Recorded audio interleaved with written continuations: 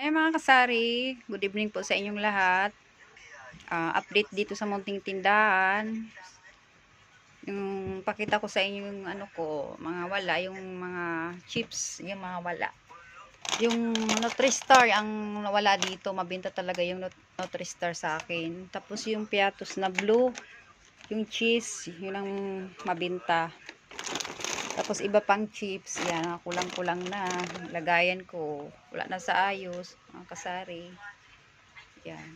Kaya namili ako ng mga kulang-kulang na ano, chichirya. So ito nga yung pinamili ko mga kasari. Oh. Tatlong plastic yan ng pure gold.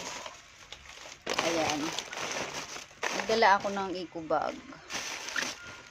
Tapos yun. Bumili na rin ako ng isang tray ng itlog. Ubos na yung lagayan ko ng itlog. Tapos ito, pansit canton. Actually, sa dali ko to binili mga kasari. Kasi mas mura pa dun sa dali. So, i-display ko muna to mga kasari. Mamaya, ipakita ko sa inyo kung napuno nga yung lagayan ko ng chicherya. Mag-display muna tayo ngayon.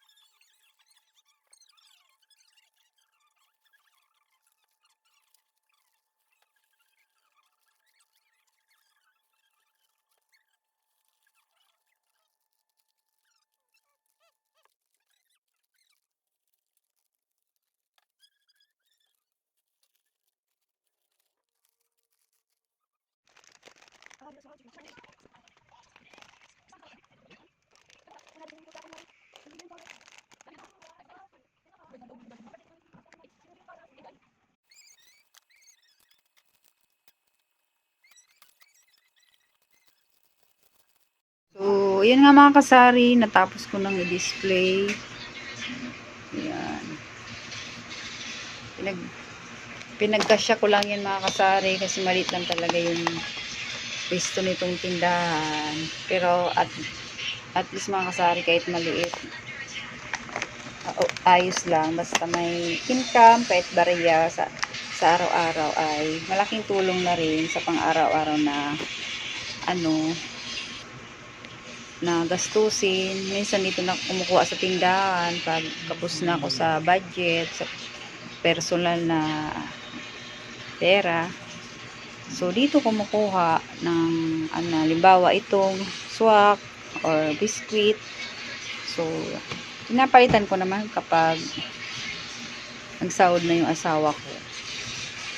So kahit maliit lang yan mga kasari, malaking tulong na rin yan. Tapos may pumapasok na income kahit pa barya-barya lang. Yung kasari. So yan lang mga kasari. Thank you po sa inyong panonood.